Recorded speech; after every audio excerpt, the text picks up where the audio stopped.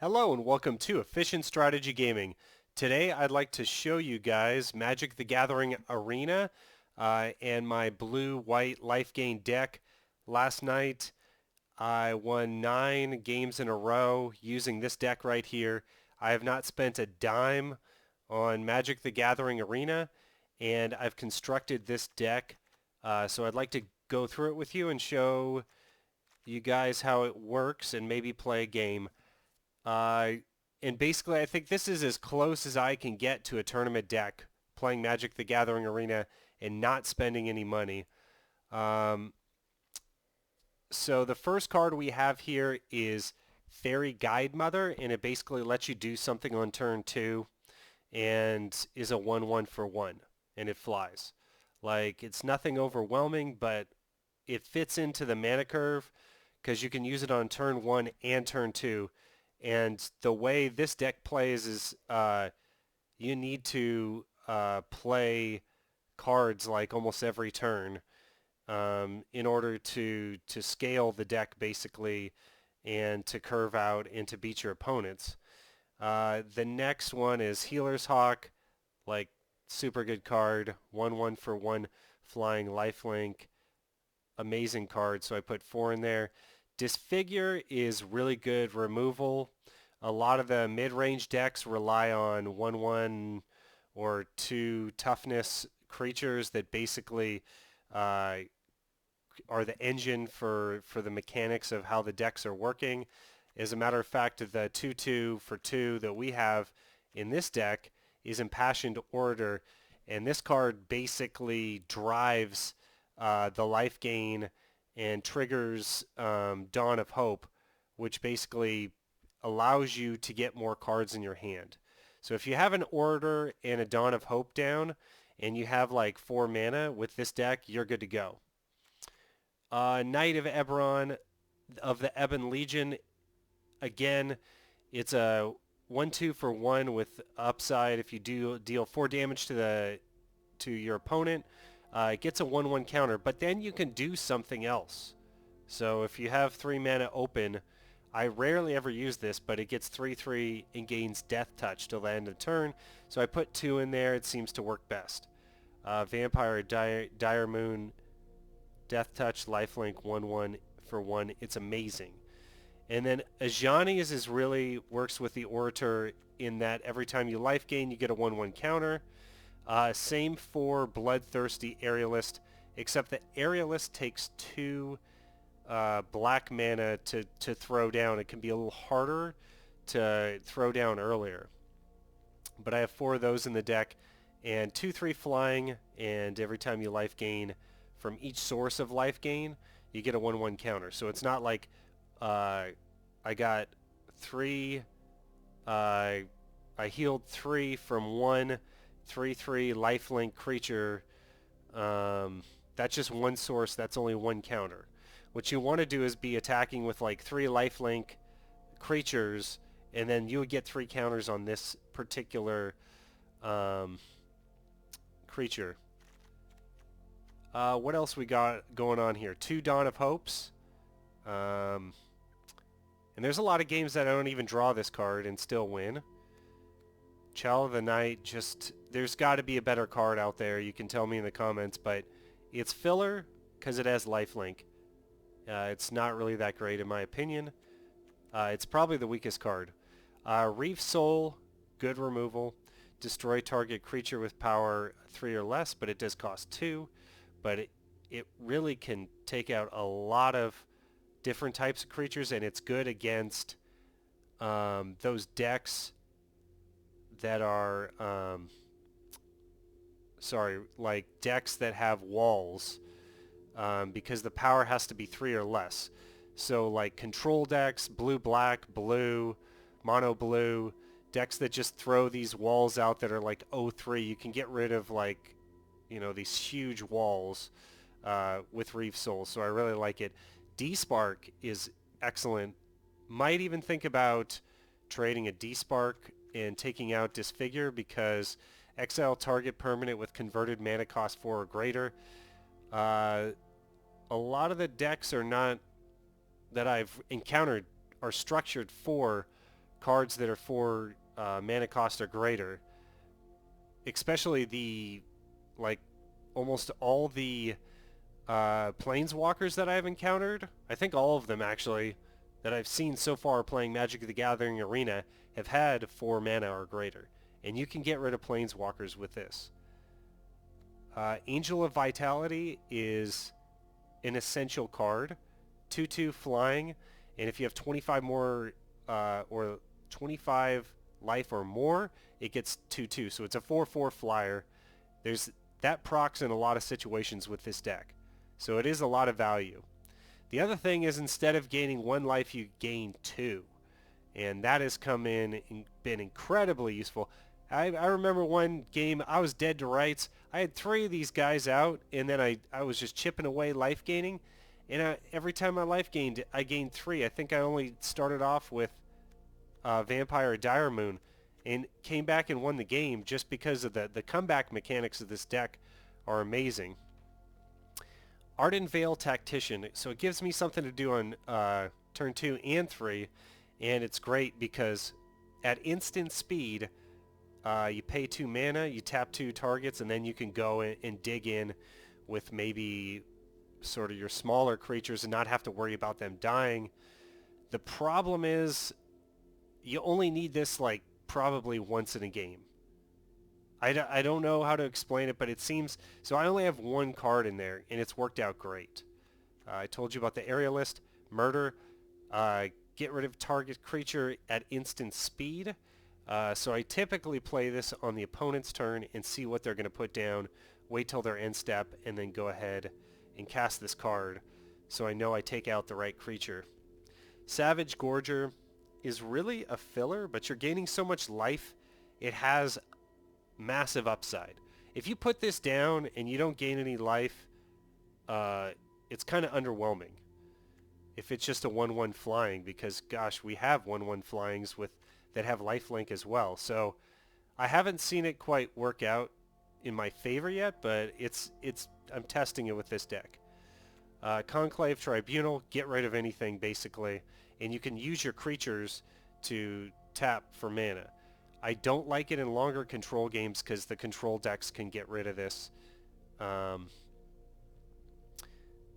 But for the most part, if I can get that down quick and then win the game 2 or 3 turns later, it works out great.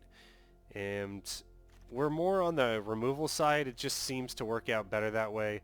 Spawn of Mayhem, I pulled this out of a pack that I got, and the spectacle means if I deal damage to the opponent, I can cast it for 3 mana. 4/4 flying trample. At the beginning of your upkeep, Spawn of Mayhem deals 1 damage to each player. Then if you have 10 or less life, put a 1/1 counter on Spawn of Mayhem. Really good. I found it good in all situations because it's a life gain deck. It doesn't matter if he's dealing 1 damage to me every turn, but if my opponent's not life gaining at all, it matters a lot to him. So it's a big target of removal. It tends to not dig in and deal damage to my opponents unless it's winning the game. And then the most interesting thing about this deck is 1 Scoured Barrens gives me a life gain, but I want to play with tempo. This is a tempo deck. I want to be playing cards every turn if I can. So I only have 20 mana. So that means picking the right hand to keep is the most important thing to me. Every 3rd card I'm going to get a mana. So if I start off the game with 2 mana, I want to play, in my hand to start off with, I want a turn 1 card to play and a turn 2 card to play. And then I'm hoping by the time, say I'm playing first, by the time my 3rd card comes out, it's a plains, it's a mana. So it's better if you're starting off the game playing second and your opponent plays first to keep 2 mana. But typically it's hard to keep 2 mana hands and be the one you're playing first. So let's get into a game here. Sorry, I butchered that last part of my explanation. But as you can see, I'm gold level 3. I got that last night. I went from gold level 0 to 3. Okay. Obvious mulligan. There's no 1 mana. I have no turn 1 play. You gotta play on turn 1. We're going first. Again, I'm gonna have to mulligan this. We can play on turn 1 and we can play on turn 2, and we have our engine here. So we'll keep this. I'm gonna have to get rid of a few cards though. I'll get rid of the murder since I don't have 3 mana in my hand. And then I'm probably gonna have to get rid of the Dawn of Hope. So I'll keep 5. And holy sweet baby Jesus, this is not looking that great. I really don't want to get rid of this card, but I will. And hopefully we'll draw it. Let's get the Healer's Hawk down. So turn 2, we're going to be able to put a counter on Ajani. So you play Ajani first, then dig in with the Hawk. Man, this just randomly turned out to be just an awful draw for me. I apologize, guys. I was just rolling the dice. I'm like, I'm just going to explain the deck and play, and we'll see how it works. But you guys will get a good idea from this game. So we could be up against a burn deck. There's red. Now it's a night deck, 100%. But he could still have shock. This 3/3 puts him out of shock range. And here's another piece of the pie here, Impassioned Orator. So he's going to come down. We're going to dig in.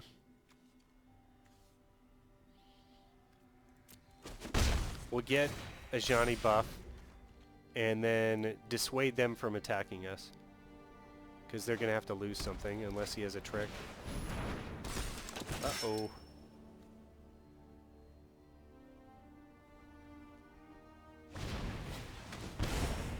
What do we do there? You gain X life, each opponent loses life. Okay, he did a little life gain dealy there. Still want to pump a Ajani.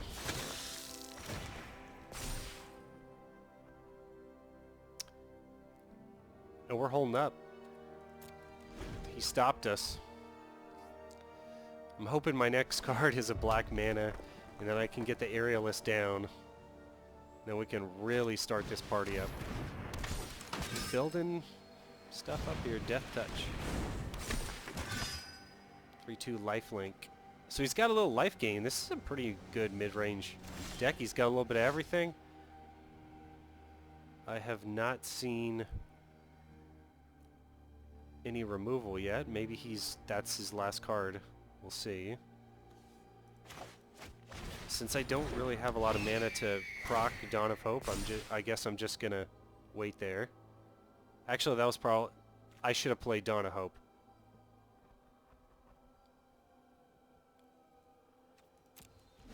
I'll pass the turn.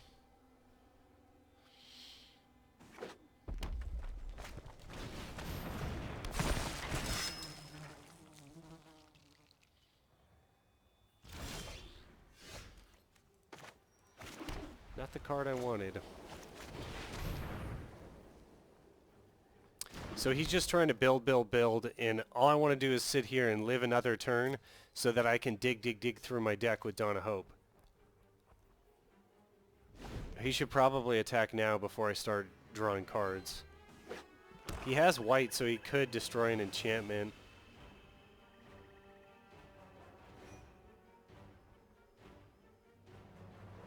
Got no cards in his hand, huh?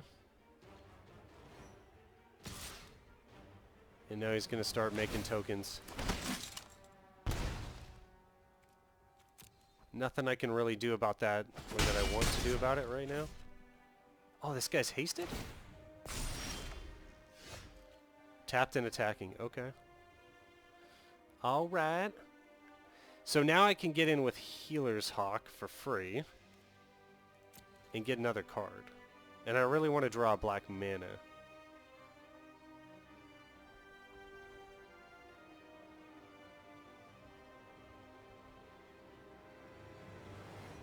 He's got to stop here. I'm not sure why he had to stop.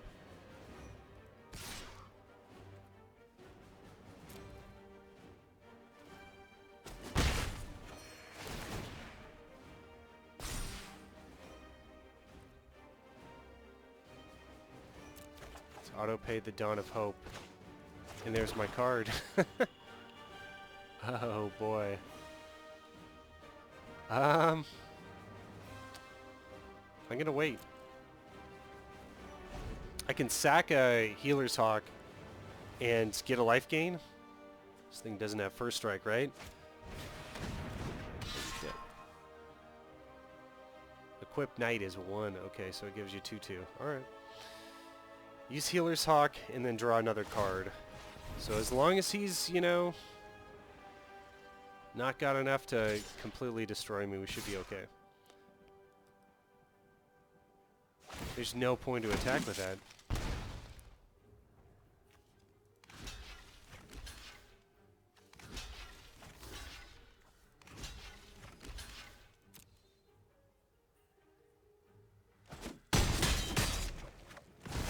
I'm making mistakes. I should have blocked that 1/1 before. Okay, we'll auto-pay this. Give me another card. Untap. Oh, what are we going to put down? What are we going to put down? The Gorger? The Aerialist will probably start getting fat or big, you know, quicker.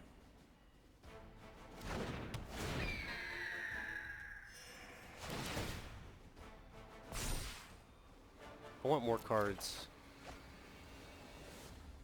That was a big one.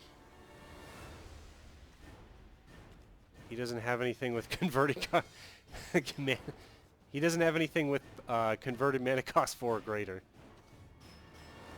Oh my goodness.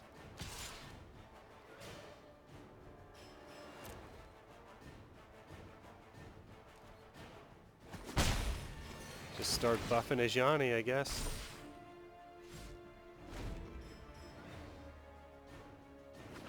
And just remember, I threw away 2 cards at the beginning. He's just drawing all types of mana and just hating life.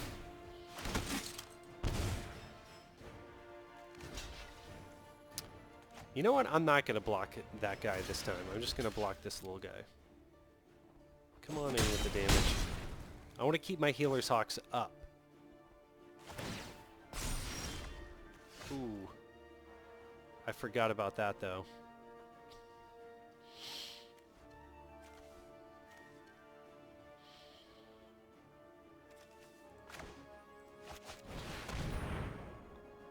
Okay, we got enough cards in our hands here.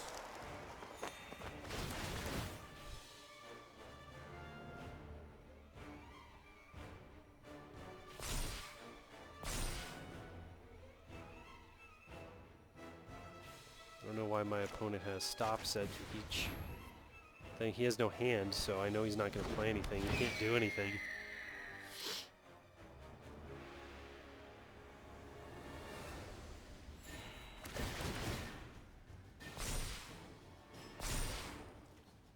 Flying is basically going to win this game for us.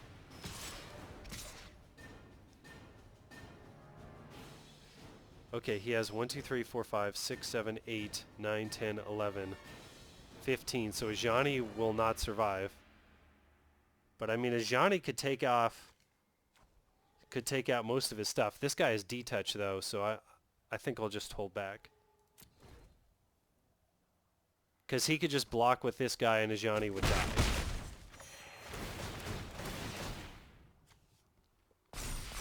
It's so glorious. All the counters.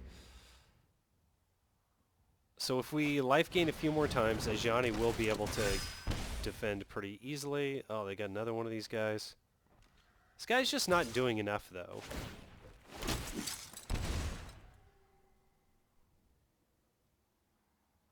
I don't want this to get more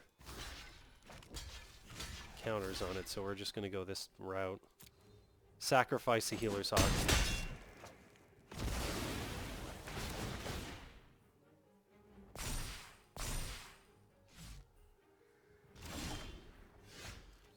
Another Orator. Looks good. I can't believe Despark is the boat anchor in this thing, huh?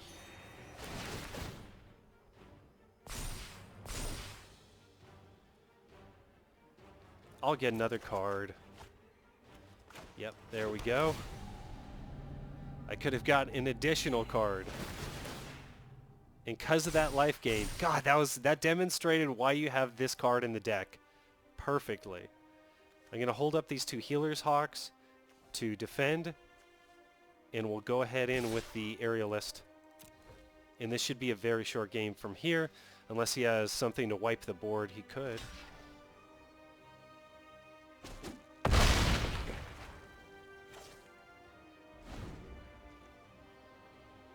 See what this card is. Probably another creature. Yes, sir. And this guy does make a lot of difference. Like, he's already taken like 7 or 8 life from me. I'd be basically up to 30 now, if not for the Corpse Knight. So he puts you in range of like him winning, and he could beat me.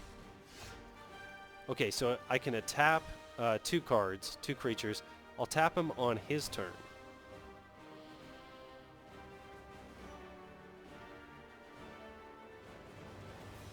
Let's get the Gorger down.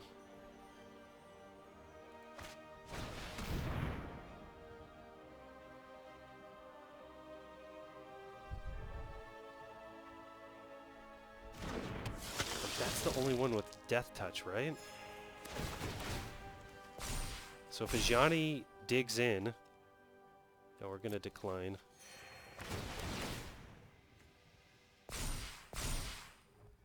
Oh, wow, he's 8, 11, 13, 14, 15, but he's 19, 19. Decline.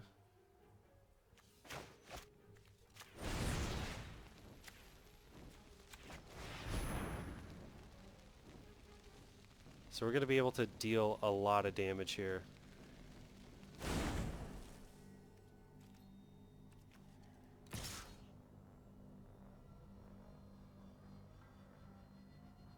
I don't know if attacking with the Healer's Hawks even matter at this point.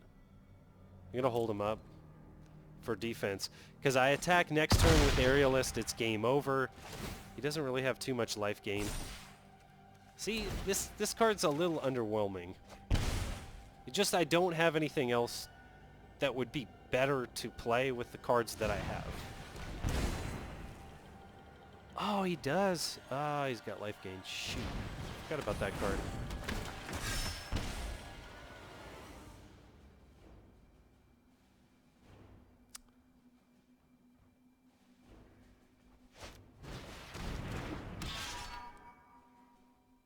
He can't really attack.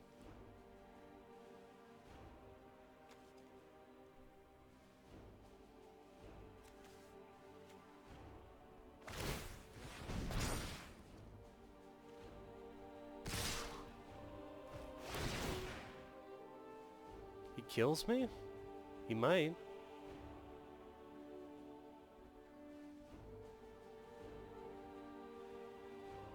So someone's going to get indestructible. So he might have beat me here. I'm glad I held everything up. I'm not glad.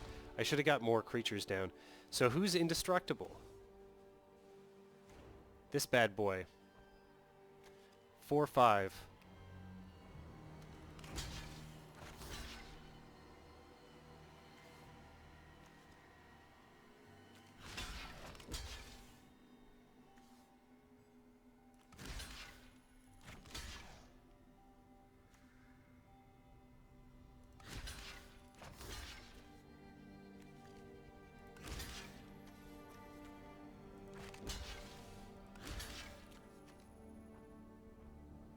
Oh, you have to defend this guy with 2.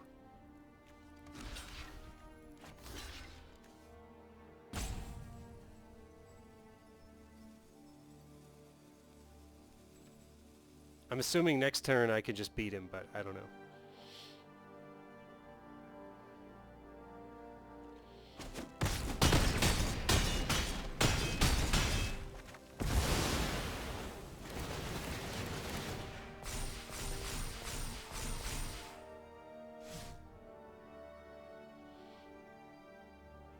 Looks like I was right. Game over.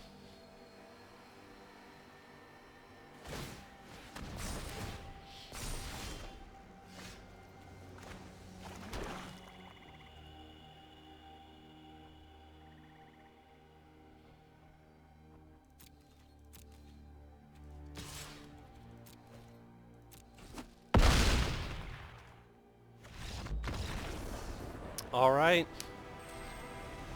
Let's see what we win. Oh, I'm only ranked 2. Maybe I said I was ranked 3. I'm sorry, guys. I guess I'm only gold tier 2. I was so excited last night. I thought I was 3. I felt like I was 3. Let's see if I have any packs. Nope.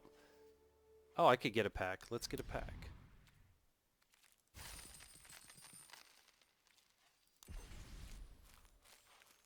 Throne of Eldraine.